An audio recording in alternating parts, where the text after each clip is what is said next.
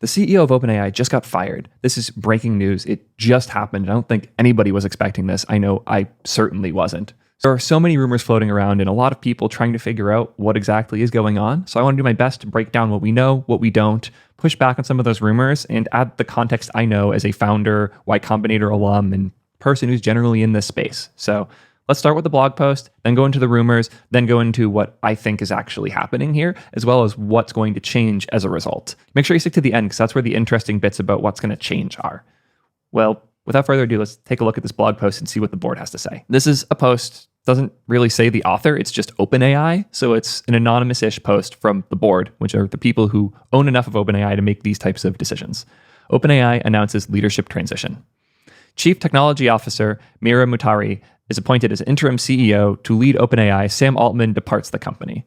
Again, this is out of nowhere. The CTO being moved up temporarily as CEO is a pretty common thing to do when you're in a scenario like this, but the sudden departure of your CEO is incredibly rare. Even in crazy cases like what was going on with Activision, with Bobby Kotick being investigated by the government of California, he still managed to stay on for a full year and have a really nice exit plan. Anyways, let's take a look at what they have to say. The board of directors of OpenAI Incorporated, the 501c3 that acts as the overall governing body for all OpenAI activities, today announced that Sam Altman will depart as CEO and leave the board of directors. Mira is taking over. This part's just explaining why Mira is going to do really well, and it seems like in all regards she will, as they look for a new permanent CEO. This is where things start to get spicy, though. Mr. Altman's departure follows a deliberative review process by the board, which concluded that he was not consistently candid in his communications with the board, hindering its ability to exercise its responsibilities. The board no longer has confidence in his ability to continue leading OpenAI.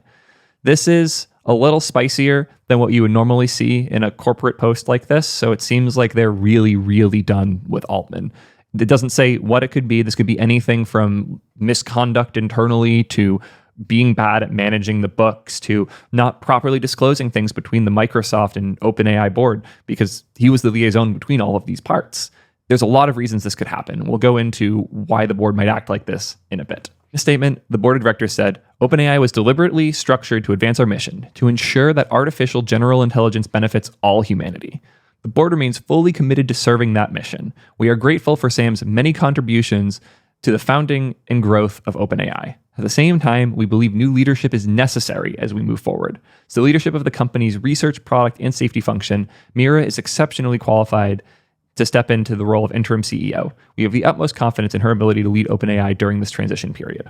They talk about how OpenAI was founded as a nonprofit. This is where things start to get interesting, where we're going to dive into what I think is going on. OpenAI originally started as a nonprofit. It was a charity, and it's transitioning into a for-profit business. And those types of transitions tend to be really, really messy. Before we can talk about that, we have to talk about the conspiracies and all of the rumors going on, because I think this sentence here is tripping a lot of people up. Ensure that artificial general intelligence benefits all humanity. I've seen a lot of people speculating that this is happening because AI doomers and people who think AI is going to ruin the world have taken over the board and are trying to slow it down at all costs. That just makes no sense, especially since the board more and more has a financial incentive for the company to succeed. I don't buy those rumors. It doesn't make any sense at all. I could be wrong. It just doesn't seem likely, and people are reading too much into this one part of their statement. I think this was more to pander to finding out people who are speculating, making it clear that they want to make AI as good and useful as possible, not that they want to hold it back as development moves really quickly. So now we've read the blog post. We know roughly what's going on, but how could they just fire their founder so fast? Like, Altman brought this company from worth almost nothing to over $90 billion, pioneered partnerships with businesses like Microsoft, and really made OpenAI and ChatGPT the names that they are today. Well, there's one important detail about Sam that makes him unique as a CEO in any space, much less the technical one. He owned no stock in OpenAI. This is incredibly rare. I own over half of the businesses that I run. This is the expectation in a lot of situations where you found a company. When I started paying, I owned 80% and I reserved 20% for stock in the future. And as we continued to take investment, those numbers shifted over time. But I went out of my way to make sure I owned a significant portion so I could be the one in charge of making these types of decisions. When Tim Sweeney of Epic started bringing in investors and expanding Epic to have additional shareholders, he went out of his way to make sure he owned exactly 51% of the company, so no one could ever override his decisions. This is something that we all strive for as founders, to limit how much our table gets diluted and maximize how much of the company, the core team and the original founders and any new employees who join end up getting long-term, because they're the ones who built it. So Sam choosing to not take equity was absolutely fascinating to me. I did not expect it, especially coming from Y Combinator, where they push so hard. They should do everything you can to keep your dilution low and not let other people take too much ownership of your company, because then you lose control of it and then it slowly spirals out. There's a pretty firm belief amongst the investor world, especially in tech, that the original team tends to be the best team for a very, very long time. And anything that makes it harder for them to run the company is probably going to be a problem. And that's why it's so surprising to me that Sam took no equity, because again, that puts him in a weird position where anyone who owns any amount of the company has more control than he does beyond his title. Obviously, he's on the board, he's the CEO, he can do a lot, but at any point, it doesn't take much to get rid of him because he doesn't own much of the company. Whereas with Bobby Kotick, when he was kind of fired from Activision during the acquisition by Microsoft, that was a weird one because he owned so much of Activision. He bought them for $2 million and turned them into a multi-billion-dollar company. Getting rid of him meant paying him a ton of money to go away. And that's not what would happen in a situation like this, because Sam owns nothing here. He has no right, so to speak, to the state of the company because he didn't own any stock. And that's incredibly unusual. We're starting to touch on my conspiracies here. So before we get there, I want to talk about what we know will change and what theoretically could change. According to Microsoft, their relationship is no different, and they're still fully committed to OpenAI. That's good to hear because their stock's already taken a hit as a result of this news. Previously, Microsoft worked primarily with Sam as their point of contact for all work regarding OpenAI, and obviously that's over now. So they're going to have to build a whole new reporting structure and method of communication between the company and Microsoft. But they're confident they can do that. They're still really excited about OpenAI. They've made many public statements already, and this news is only a few hours old. So it's clear nothing is going to change there meaningfully. What could change is the general landscape. Everyone wants to be the new OpenAI. Everybody wants to challenge this company and how they got where they got and take a similar size of that giant AI pie. I'm expecting to see a lot of companies and even new founders jumping to take the opportunity that they see here. I don't know how real the opportunity is. I don't know where OpenAI is going to be next month, much less next year. But others are going to see this chance and they're going to take it.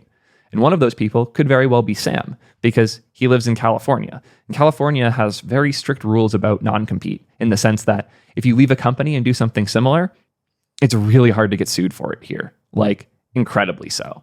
That one detail might end up being really important if Sam decides to go off and do his own new AI model generation or try to pursue AGI in a different way, potentially not even using LLMs.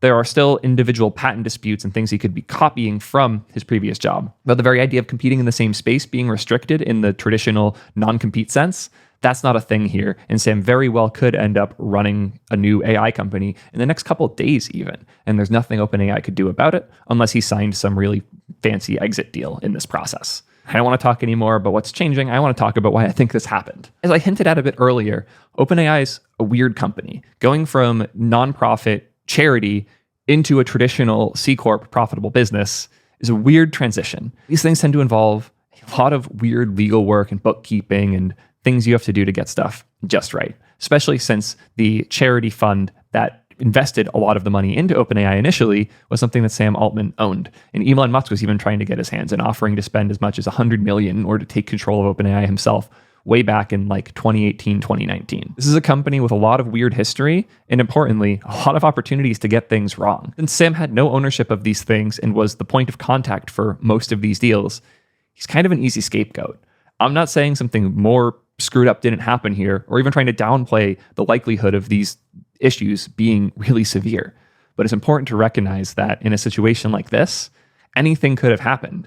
And more often than not, this ends up being some weird legal bookkeeping case where he screwed something up during these transitions, or he didn't disclose properly things he learned from Microsoft when talking to his own board. It's almost certainly one of those types of mistakes, or a handful of them, piling up over time. And I can absolutely see a board getting frustrated if they're telling Sam, hey, we need you to tell us about these things more often. We need you to fix these things right now. And his response is to largely ignore them and go do his own thing, which is very much the Sam way of doing things. I don't necessarily think that's a bad thing, especially for a company that's innovating in the ways OpenAI is. But now that they're at this size and they have a board of people who are this invested in what they're doing, and they have giant companies like Microsoft committing billions upon billions of dollars to partner with them to do incredible stuff, the need to do everything very transparently and by the books is higher than ever. And my guess, again, speculative, my guess is that something in this process was not done to the expectations of traditional big business. And Sam didn't feel like figuring that out and prioritized pushing OpenAI as far as he could. This part's just speculation. I can't know anything here for sure. But it just seems a little easy to get rid of Sam because he has no ownership. So they can just kind of axe him like any other employee, and nothing really changes beyond who's running the company. The only cost they have to deal with here is the brand risk of Sam Altman leaving and the potential risk of him competing with them now in the future. They don't have to worry about any equity loss, any company ownership loss, anything in those regards, which makes it an easier decision to make in these weird scenarios. That's my thoughts on the situation. Again, it's still developing. It only happened a few hours ago. Appreciate you all a ton. If you want to hear more about me talking about AI doomerism, I'll pin a video in the corner all about that. And if you've already seen it and you're not interested, there's one below you might like instead. Appreciate you all a ton. Thank you guys as always. Peace, nerds.